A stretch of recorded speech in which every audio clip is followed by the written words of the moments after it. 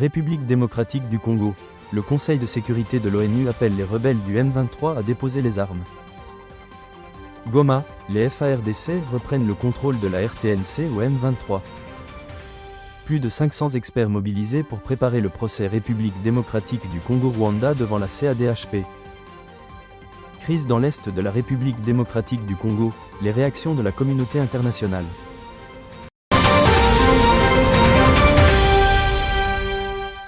Bonjour ou bonsoir dépend de l'heure à laquelle vous nous suivez.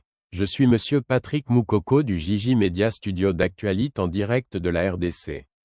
Le Conseil de sécurité de l'ONU a fermement condamné les avancées des rebelles du M23 dans l'est de la République démocratique du Congo, accusant ce groupe armé, soutenu par le Rwanda, de menacer la stabilité de la région. Depuis le début de l'année 2025, le M23 a pris le contrôle de plusieurs localités stratégiques, notamment Masisi et Sake, et se rapproche dangereusement de Goma, chef-lieu de la province du Nord Kivu, mettant en péril des centaines de milliers de civils. Lors d'une réunion d'urgence tenue le 27 janvier 2025, le Conseil a dénoncé ces violations flagrantes du cessez-le-feu, qui aggravent la crise humanitaire et sapent les efforts en faveur d'une solution pacifique. Les membres ont également condamné les attaques contre la souveraineté et l'intégrité territoriale de la République démocratique du Congo, exigeant le retrait immédiat des forces étrangères et l'arrêt des administrations parallèles mises en place par le M23. Enfin, le Conseil a exhorté le Rwanda et la République démocratique du Congo à reprendre les pourparlers diplomatiques en vue de trouver une solution durable et pacifique à cette question. Reportage.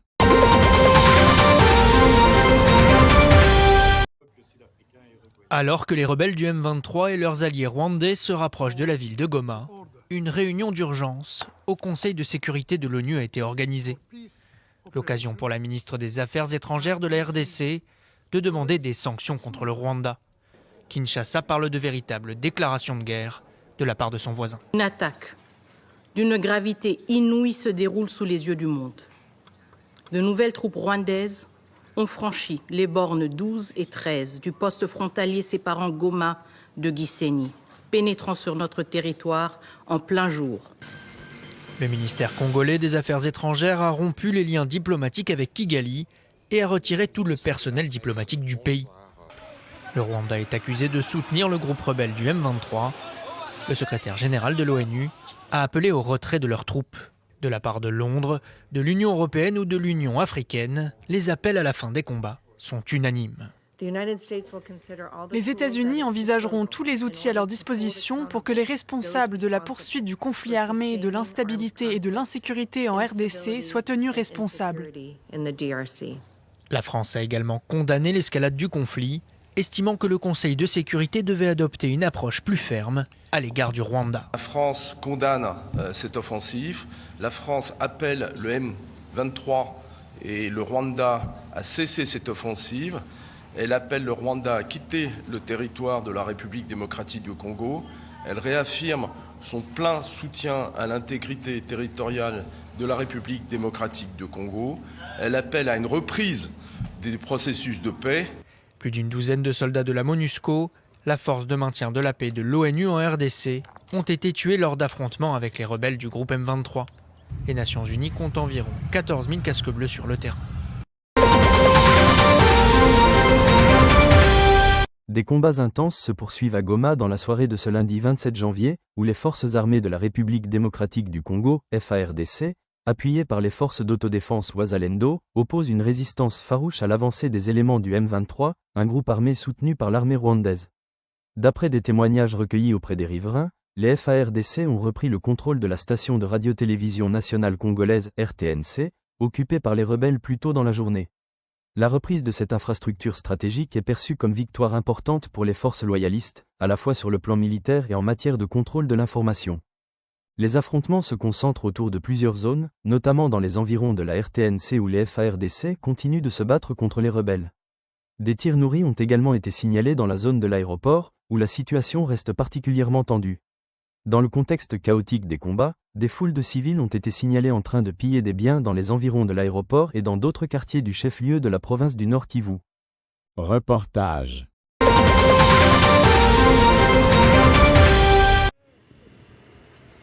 Des véhicules blindés de l'armée congolaise et de la SADC ont été déployés aux abords de Goma, dans l'est de la République démocratique du Congo.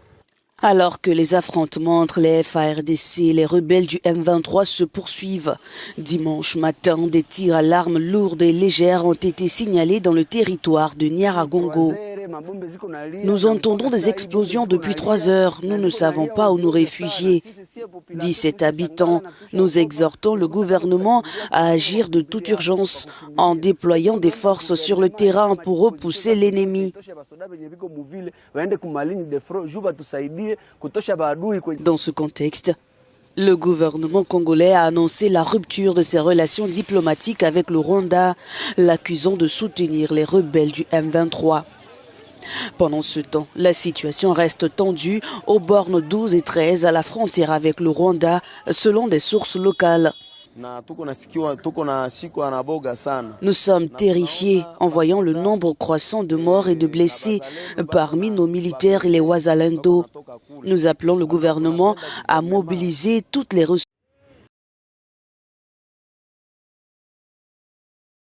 Le procès opposant la République démocratique du Congo au Rwanda s'ouvrira le 12 février 2025 devant la Cour africaine des droits de l'homme et des peuples, CADHP, à Arusha, en Tanzanie. Ce procès vise à obtenir une reconnaissance juridique et des sanctions contre le Rwanda pour son implication présumée dans les violences dans l'est de la République démocratique du Congo. À Kinshasa, le gouvernement congolais intensifie ses préparatifs pour cette audience cruciale. Le 27 janvier, un atelier a été organisé par le vice-ministre de la Justice et Contentieux international, réunissant plus de 500 participants, incluant des acteurs politiques, des membres de la société civile et des experts juridiques. L'objectif de cet atelier était de coordonner la collecte de preuves et de renforcer la stratégie juridique de la République démocratique du Congo. La société civile joue un rôle central dans ce processus, en participant activement à la collecte de preuves et à la dénonciation des violations.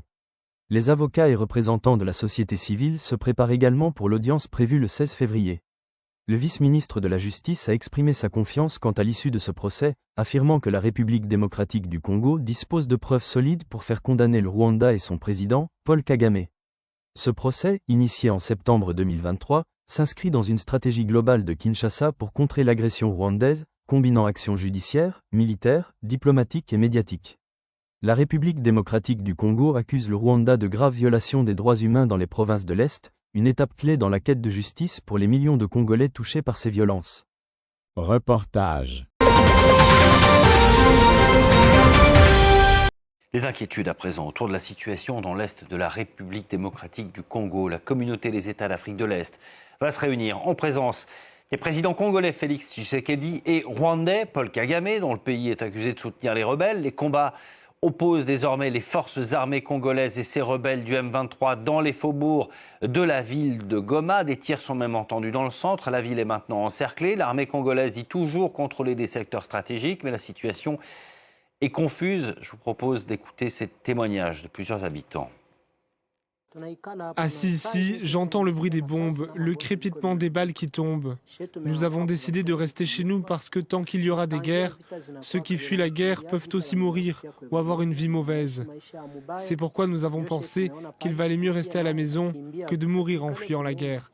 Si nous devons mourir, il vaut mieux mourir ici. Nous n'avons pas dormi depuis 3 jours. Nous ne sortons pas. Nous ne faisons rien. Nous entendons des bombes exploser jour et nuit. Nous voyons des gens qui essaient de fuir, mais nous ne voulons pas fuir parce que nous n'avons nulle part où aller. J'ai prié pour que Dieu nous aide à rétablir la paix à Goma et dans toute la République démocratique du Congo, afin qu'un jour nous puissions témoigner de la grandeur du Seigneur en apportant la paix dans notre pays.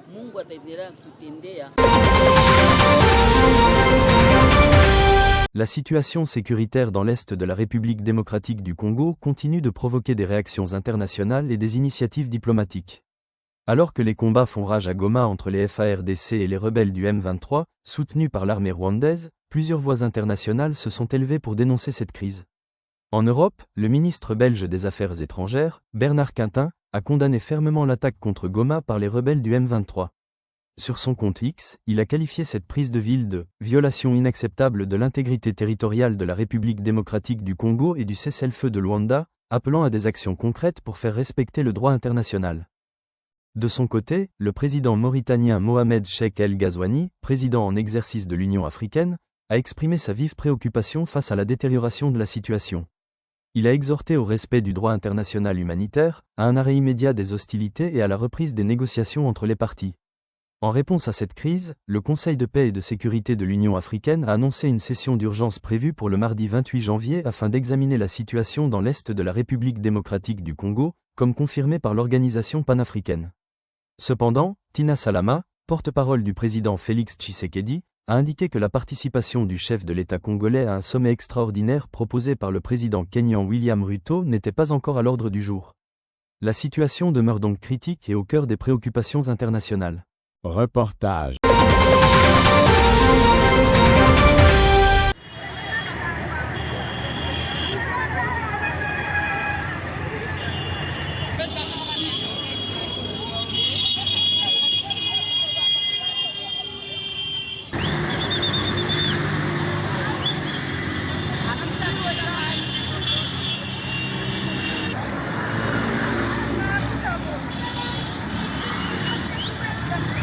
Hali ya huku mazingira kabisa iko mzuri, depuis usiku yote masasi na mabombe zililala zinapiga bwana, tunateseka sana.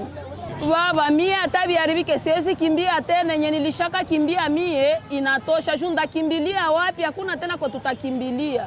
Tulitokaka kule kuma village yetu tunakimbilia huku Mugoma, na huku Mugoma nako watu wanaanza kimbia. Sasa tena tutakimbilia wapi? Njia zote zinafungiwa. Kwa tulikuwa tunazania tunaza kimbilia, tunaza vuka hata maina kule kumai nako njoo sasa nako jaribu. Hakuna tena kwa kukimbilia.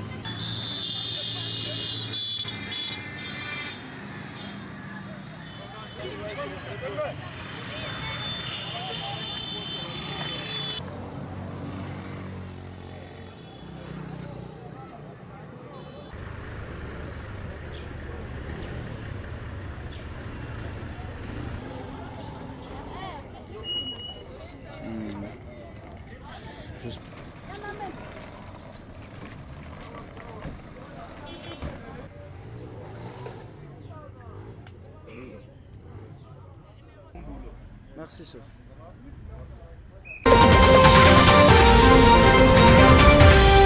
Merci de suivre l'actualité avec nous, je m'appelle Patrick Moukoko du studio Jiji Media.